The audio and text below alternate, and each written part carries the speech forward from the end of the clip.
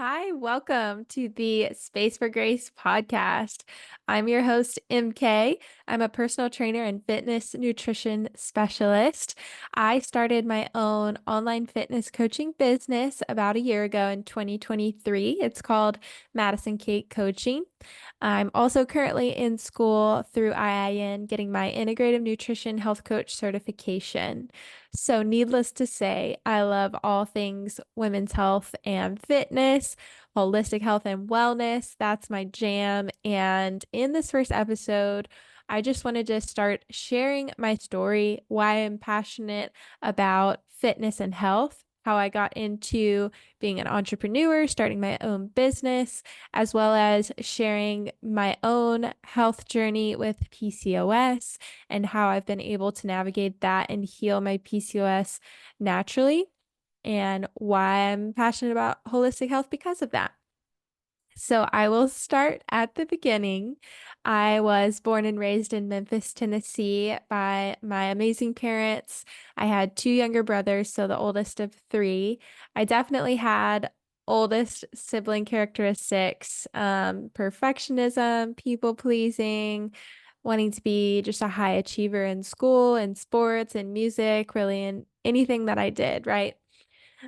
So I grew up homeschooled and I was involved in my church. Both my parents were Christians already when I was born, so they raised me at Bellevue Baptist Church in Memphis. It's the one with the three big crosses right by I-40, where Adrian Rogers was the pastor until I was in about third grade. So very big church, lots of homeschoolers, lots of students, and I really grew up on stage in front of people from a young age. I was in the little 4 and 5 year old play as Trudy the Truthful Turtle when I was 4 or 5 years old. So I grew up in choir, singing, dancing, acting on stage at church, as well as grew up active and playing sports. I did gymnastics until I was maybe 10 years old. Um, and then I picked up soccer for 2 or 3 years. And then in middle school and high school, I was on swim team, and I really loved swim team, especially going to meets and competing. My fitness journey doesn't really start until I hit puberty. And when I hit puberty as a 12 or 13-year-old, I started to notice some changes in not just my body, but my mood and my energy level. And this is kind of where, looking back, I see the start of my PCOS symptoms start to emerge. So when I was a teenager, I remember sleeping 9, 10 hours a night and still being very fatigued, very tired a lot of the day, especially first thing in the morning. And then in the afternoon, I would have that 3 p.m. energy crash. And, I was very active with swimming. I would go swim for 2 hours and then do weightlifting for an hour after that, most days of the week. But I was still just very tired all the time, despite sleeping a long time.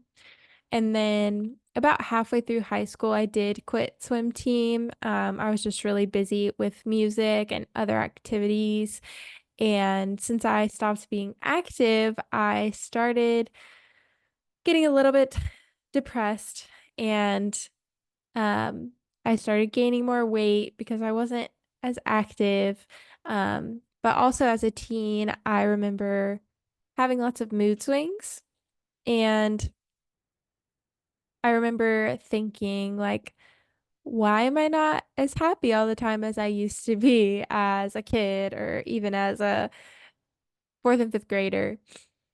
And so really those were the symptoms I started experiencing as a teenager was fatigue, mood swings, and then my periods were always very irregular. I would try and track them and keep up with them, but I never could really establish a pattern or a consistent length of days that my cycles were.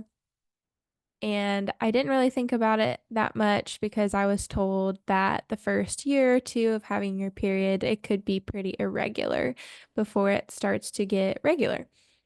But it never got regular even after the first couple of years. But yes, so going into college, just keep in mind that I was the typical firstborn. I had high stress. Oh, the other thing as a teenager that I forgot to mention is I had a lot of trouble falling asleep, which is another symptom of PCOS is having sleep problems.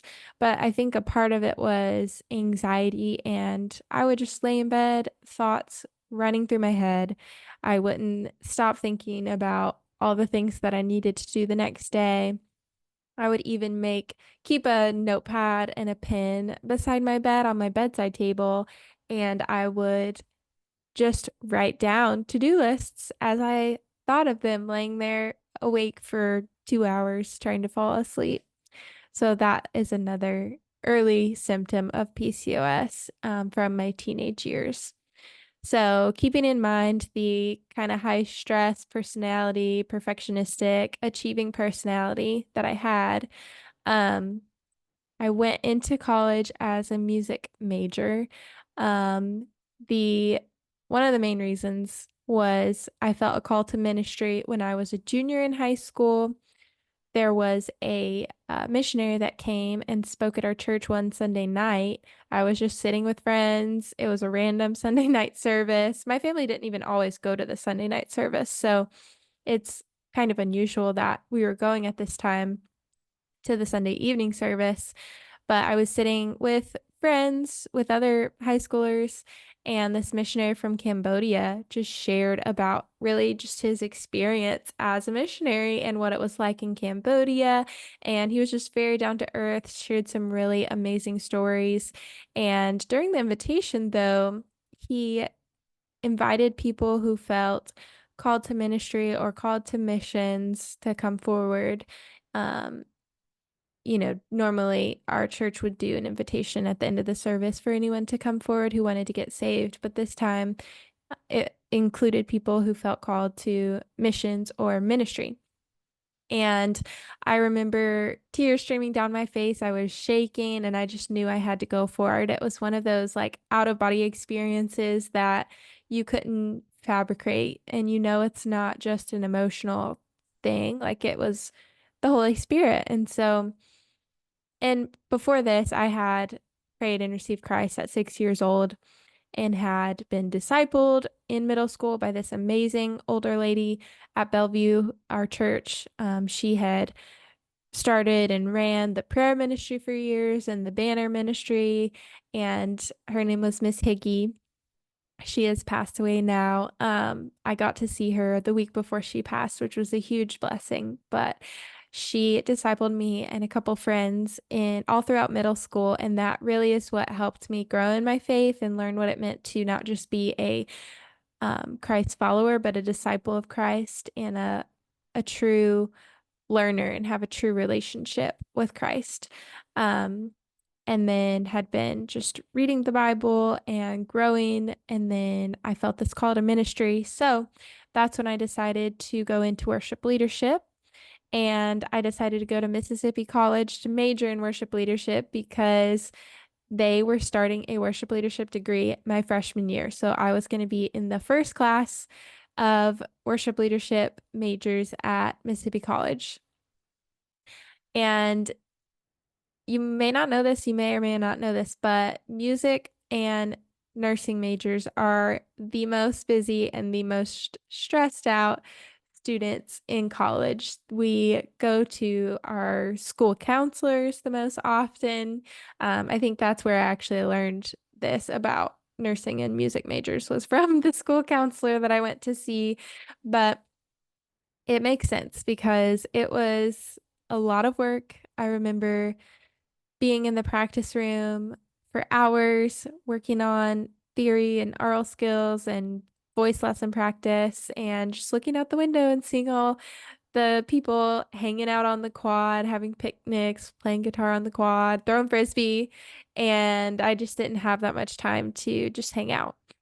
I still was very involved in other things at school, but I was busy. I was getting about 5 to 6 hours of sleep a night.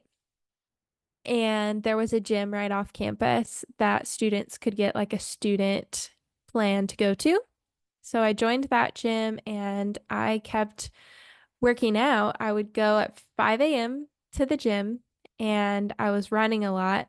I was still doing a little bit of strength training from what I had learned from swim team in high school, but it was mainly running with a little bit of strength training. But I would go to the gym pretty much every morning at 5 a.m.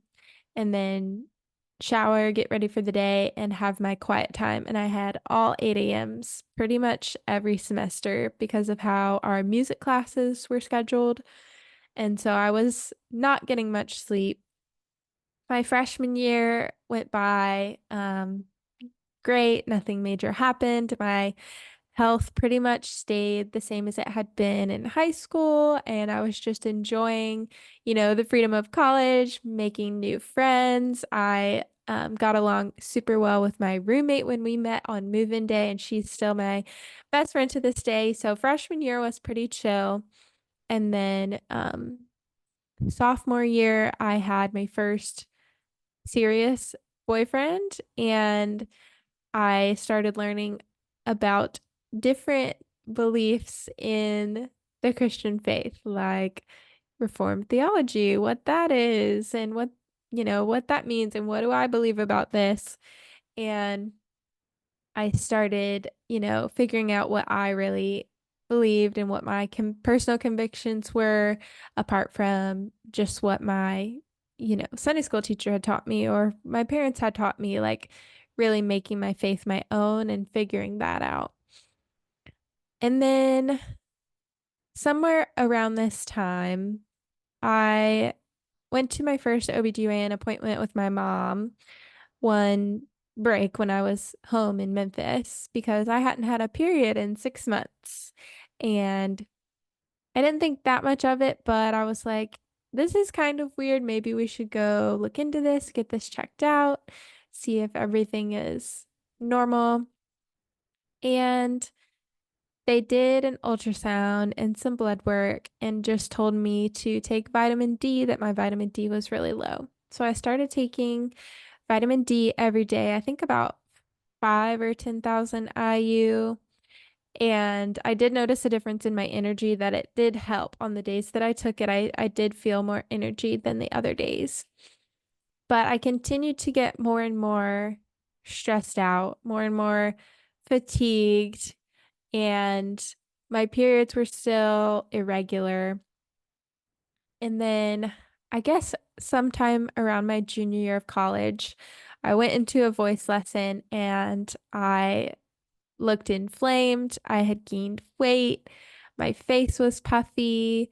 I was super emotional all the time. And I went into my voice lesson and I must have just looked exhausted and stressed and emotional. And my voice teacher could tell. And he asked me if I was okay. Was I eating healthy? Was I exercising? And I said, yes, I'm eating healthy in the cafeteria as far as I know how. I'm going to the gym at 5 a.m. every morning. At the time, I was running a lot. And I just broke down crying. I knew something was wrong. I did not feel healthy or like I was thriving at all. And that's when I went back to my next OBGYN appointment and told the doctor some of the symptoms I was having, that my periods were still irregular. And they looked at my ultrasound from the year before and diagnosed me with PCOS. I had never heard of PCOS. This was back 6.5, 7 years ago now, back in 2017. The fall of 2017 was when I was diagnosed. And she showed me my ultrasound looked like chocolate chip cookies on my ovaries because of all the unreleased eggs or follicles that hadn't been released, which was why I wasn't having a period, because I wasn't ovulating and releasing eggs. And of course, all the doctor did was tell me not to worry about Googling it because I wasn't like overweight or severely overweight at the time, even though I had slowly been gaining weight despite working out and everything that I was doing. Um, so she said, don't worry about Googling it, but you should probably either take birth control or progesterone or metformin. And I knew I didn't want to take birth control. I think I just had an innate knowing that that wasn't the solution and wasn't going to be healthy for me. I did try progesterone for a month and metformin for a month. And I remember my symptoms all just got worse. I would stand in the shower crying because my hair was all falling out. And I told God, like, why are you doing this? My hair is the only thing I like about me right now. And then I just remember being not being able to eat anything. Anything I ate made me so bloated, made my stomach hurt so bad. I remember laying in the bathroom floor at my parents' over Christmas break, just sobbing because I was not comfortable in my body. I felt terrible, no energy, and just so tired and so confused about what was going on with my body. I started to feel like my body was betraying me, that I couldn't trust it, and that I had to fight it and work against it to make it comply and do what it was supposed to do. But then I started researching PCOS and finding all these other women who had it on the internet. And they talked a lot about lower intensity exercise and also nutrition, eating a balanced plate with protein, healthy carbs, healthy fat. And a lot of them also talked about gluten and dairy free really helping them. Um, so I was looking into all that, researching, and then I went to Passion Conference 2018, and on January 1st, 2018, I just felt so uncomfortable in my skin and so miserable that I said to myself, I'm willing to do whatever it takes. I will do anything to feel better. And I really felt convicted to cut out gluten and dairy and see if that helped. So I did that day. I walked across the stadium to go find the gluten-free sandwich for lunch. I didn't even know really what gluten was at the time. I didn't know if it was going to work, and I was scared that people would judge me for, restricting food. I didn't want to be seen as like vain or just trying to lose weight just for the looks of it. But I was like, you know what? I just need to try this and stick to something and see if it helps. And by this time, I had gotten off progesterone, off metformin. I wasn't on any medication. So because the metformin really made me feel nauseous too. And I think it gave me low blood sugar. So I knew that's not what I needed. So, anyways, within 2 weeks, the first 2 weeks of 2018, I cut out all gluten and dairy and I stopped running miles and miles and miles. I cut my cardio way back and started focusing more on lower intensity exercise and strength training and walking. And within 2 weeks, I felt like a whole different person. It was a night and day difference. I started getting energy back and my stomach wasn't hurting all the time. My bloating wasn't as bad. My inflammation started to go down. And that's when I was like, I'm onto something here. This is something that's actually helping me. So I kind of started to do, I didn't even know it was called this at the time, but an elimination diet on myself. I food journaled for about 6 months. I cut out a lot of different foods, all the common allergens, like um, I even cut out eggs for a little while, corn, soy, processed foods, refined carbs and sugar. So I was mainly eating like berries in the morning.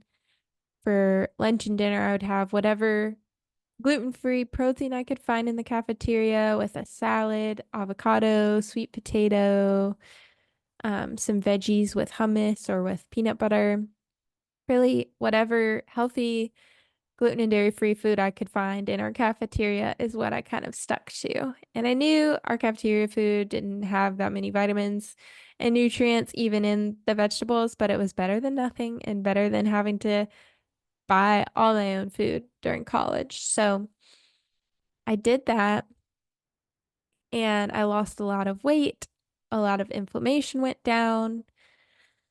My stress was still pretty high.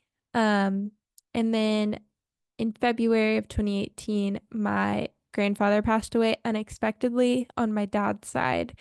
And so I started grieving, and I think there were several things going on during this time. My body was getting used to the new diet and new exercise I was doing. And then I started grieving, and I would have days where I would just everything hurt. My muscles were so fatigued, and I could tell like my body was just grieving, and I had never gone through that before. So that was going on. And then the other thing that was going on was my mental health. My mental health was pretty poor. I had never been to therapy at this point, and I had a lot to work through. And my body image was really the biggest thing that I knew was very, very low, very poor at this point. I would mirror check all the time. I was always worried about my stomach looking bigger, especially after eating anything. So I knew the gluten and dairy-free diet was working for me and my symptoms, but it was also difficult to navigate doing that and wanting to lose more and more and more weight and having the body dysmorphia and my weight never being as low as I wanted it to be. So I definitely struggled with the mindset at this time of I need to be smaller and skinnier and just look like a stick and make my body be a different body type than it is. So that was going on.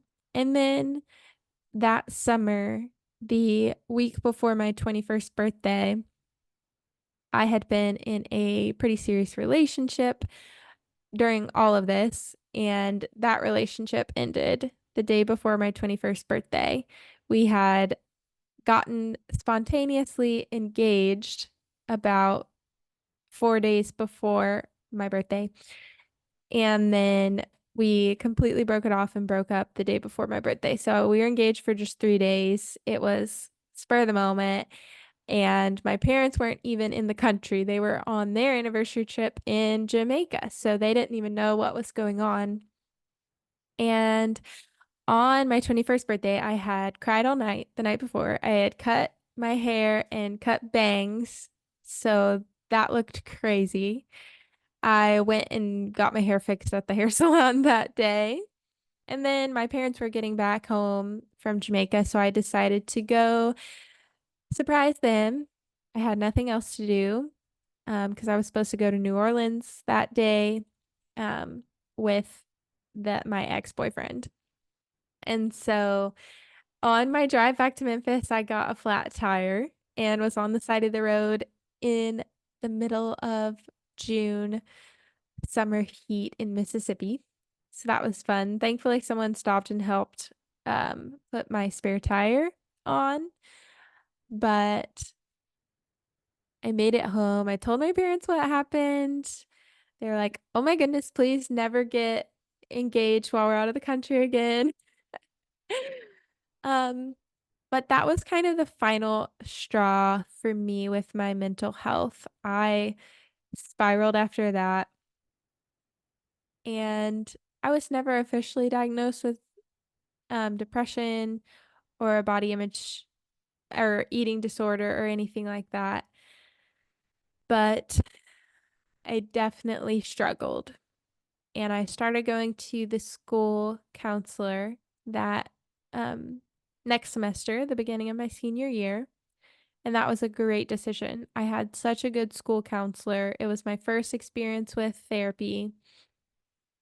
And she really helped me start to heal from self-hatred and work on body image. We did a really cool exercise where she had me write down all the things that I thought about myself and put it on this little square cardboard that I made that had like a wildflower and a weeping willow tree stuck to the middle of it that represented me. And I wrote down everything I thought about myself. And then she made me prove them all.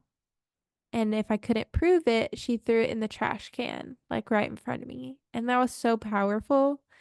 Um, to be able to figure out what lies I was believing about myself that weren't true. And then once we did that, we went through what was left that was true. And we put the positive on one side and the negative on one side. And there were only three negatives. And that helped me not be overwhelmed. It helped me relax and take a deep breath and say, okay, if there's only three things about me that I need to work on that aren't that great, then I can do that. That's not a big deal at all. So that was kind of the first step into a lot of healing that I would go into over the next 4 to 5 years. I started healing from childhood wounds, started learning about what triggers were, how to communicate my needs, what my needs even were, so that I didn't let things build up till I exploded.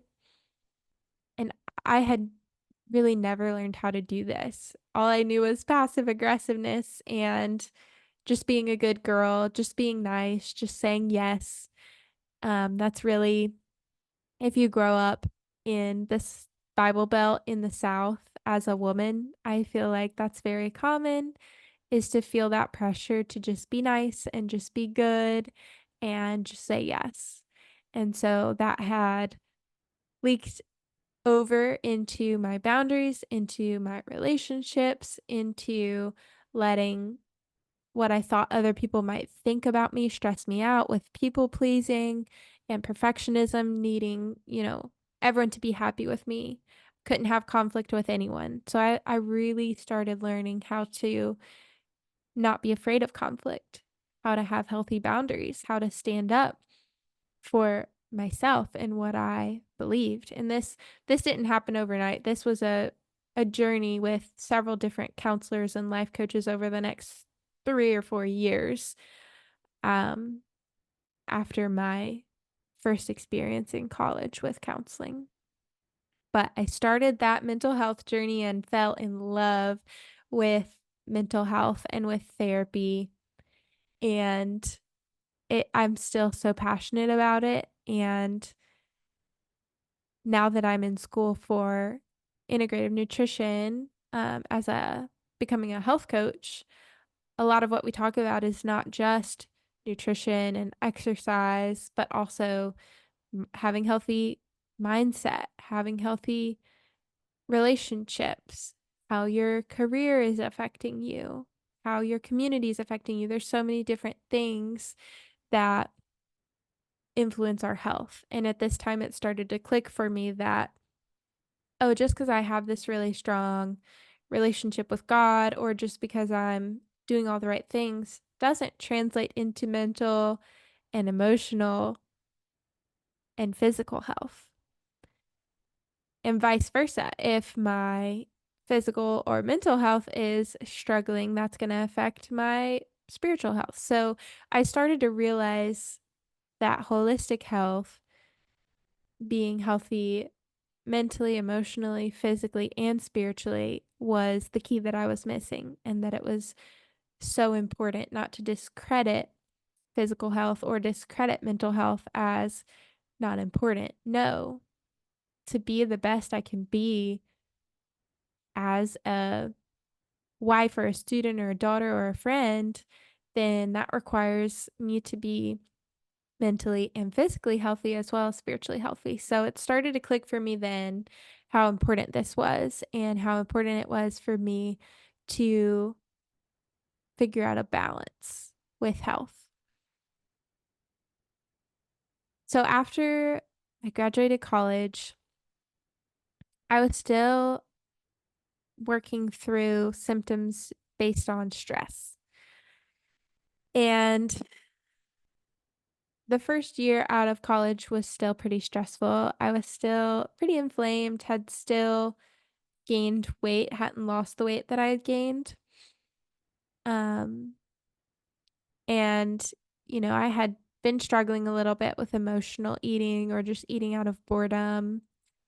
And so then I dated a guy for a little while who was a personal trainer, and he wrote me a strength training program. I started following that, and I started cutting out like oatmeal and beans and peas, peas, legumes, and oatmeal because he thought that maybe those were contributing to my inflammation. And just those two things, I started losing a lot of inflammation and some weight as well. And I started feeling so much better and so much healthier than I had been. So there's layers to this. It's really been years of figuring out what works for my PCOS.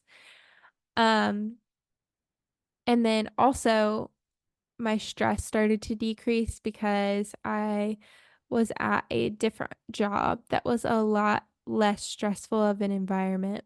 This is when I moved to Franklin, Tennessee, and I was still working in ministry at the time, but the church that I had worked at previously, right out of college, was a very high stress, high achieving, big business type mega church. And my stress was at an all-time high during that job, my first year out of college. So my second year out of college, um, moved to Franklin, Tennessee, started a much less stressful environment job, and then followed the strength training program, cut out those inflammatory foods, and I started feeling so great. And um, that relationship with the personal trainer ended, but it kind of gave me a glimpse into what his life was like doing online programming for his clients and just the power of a good strength training program. I was only working out like twice a week, two full body strength days, and then I would just do my own like cardio on other days, low intensity cardio like walking. But it made a huge difference, and I was blown away. So then I started dating my now husband, Brett. We were both working at a church at the time that we started dating. And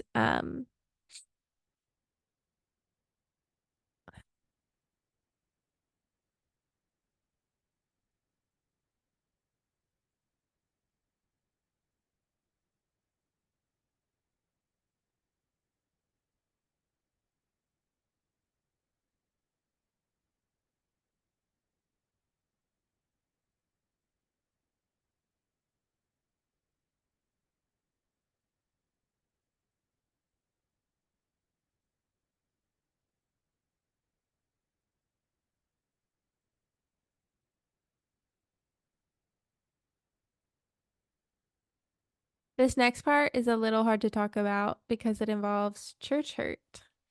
And I had worked through a lot of things, and I felt so much more confident and so much stronger with my mental health and not being afraid of rejection, not being afraid of conflict. I had worked through issues from past childhood, etc.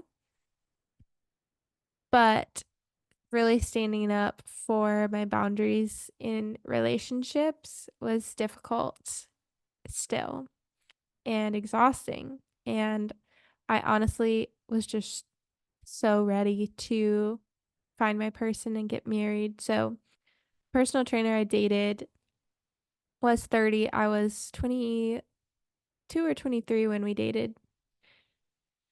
And I think I was 22. Um unfortunately, even though he knew where my lines were, he pushed those and crossed those and definitely took advantage of me. And so when I started dating Brett after that, it was very difficult to stick to the boundaries that we wanted to stick to. And we were both still working at the church. And I was honest with my the student pastor who was my boss that I was working under as the girls minister. I was honest with him one day about the struggles that Brett and I had had with physical boundaries in dating. And we were called in the next night and let go from our jobs at the church. And by this time, I had worked at a few different churches, had had negative, different experiences at each one, but they were not great experiences. And I was also very burnt out. I was still go, go, go all the time, stressed all the time, exhausted all the time. And I hadn't really learned how to say no and set some needed boundaries around work. And had known for a while that I needed to leave the church that we had been at and that I didn't agree with the pastor. I didn't fully respect the way that he made decisions and led meetings. And so for about 6 months, I had known that I needed to leave and I hadn't. And I had also known that I was super burnt out and making decisions that weren't the best for being in a leadership position at a church. But I just could not quit without a plan because I felt like that was failing. And I felt like because I had been called to ministry in high school, that if I stopped doing ministry, that I would be disobeying God. So I didn't quit, even though I was burnt out and I didn't like the church I was working at and didn't agree with the pastor. And so God graciously was like, I'm going to remove you from this because this is not serving you and it's not where you need to be right now. So Brett and I were let go. We both had to scramble to find odd jobs. I was a barista for a little while, then I cleaned houses for a little while, then I worked the front desk at Club Pilates, and it was a good break. I needed it, but it was hard, and that's when I decided to finish getting my personal trainer certification. I had bought it back in COVID. I had started it, but then I had never finished it. So I worked really hard for maybe 4 or 5 months. I finished that certification and then I started working my first personal trainer job at Gold's Gym in Bellevue. And I got to work with old people, young people, men, women, all sorts of people at the gym. And I really enjoyed it. And this is the job that I worked while Brett and I were engaged. And then long distance, he moved to South Carolina for a job while we were engaged. So I was just working at the gym morning, night, long days, 9 hour days, a lot of days. And I started learning a lot about strength training, programming, and what was best for different types of people, different goals. But I knew that it wasn't super sustainable for me because of the schedule of having to be at the gym really early and really late. And for a few years, I had kind of had this seed planted of having my own ministry that Jordan Lee Dooley, she started the She podcast and she called her business a ministry, a business ministry. And I loved that. And I was like, maybe I'll do something like that one day. Maybe I'll do my own thing with music or a women's ministry or something. And I never thought that it would involve fitness and mental health. But whenever Brett and I got married and I moved to South Carolina, I was going to take another personal trainer job. But if I had, I would not have been able to start my own fitness business on the side. And so instead, I took a job at a chiropractor and then I started working on Madison Kate coaching. And I had just realized like I've been through this PCOS stuff. I'm super passionate about sharing what I've learned with other people and helping other women learn how to navigate their PCOS. And I kind of weighed really what helped me was Jordan Lee Dooley did a little course about if you have multiple passions. And obviously like I was passionate about music, ministry. I had thought about like being a photographer or all these different things. And so I wrote down being a counselor was one too. I wrote down like what it would take to become a counselor, what it would take to go into fitness, um, photography, all these different things. And I didn't know what I was supposed to do or what I was called to do. And her course really helped me because she would ask you questions, have you list like pros and cons. But then the analogy that really stuck with me was if you have, say, a football field and you have a bunch of big rocks, like boulders, that you have to carry from one end to the other, then would it make sense to pick up one, walk a little ways, set it down, go back, pick up the second rock, walk 10 more feet, put that one down, then walk back, pick up the third rock, walk it maybe 30 feet, set it down, then go back to the first rock, walk it a little further? No, that doesn't make sense. It's better to pick up one rock, walk it all the way across the field, and then set it down, and then go back for the second rock. And this helped me so much with just allowing myself to pick one thing and stick with it. And so I picked fitness and stuck with it. And it has been the hugest blessing. I'm just so thankful for all the random little ways God's gotten me to where I am today. So I started Madison Kate Coaching spring of last year, 2023. And I started with just 6 friends as my guinea pigs to figure out how it would all work. And then last August, I started getting some paying clients for one-on-one coaching. And since then, I've launched group coaching. And then this July 1st, I'm collaborating with the Stronger Collective to be a part of their app that they're launching. And then Julie XFit and I are starting a Franklin Girls Who Walk group that's also starting this July. And I just went all in on my business full time, quit my other part-time job, and the Lord's already blessing it so much with all of these opportunities, with the Stronger Collective, with the walking group. Um, and so I'm so thankful to be here today. I'm thankful for my journey in my faith and with church hurt and healing from that. I'm thankful for my journey with PCOS and that really leading me into holistic health, getting my health coach certification, learning all about inflammation and chronic disease and toxins and all sorts of things.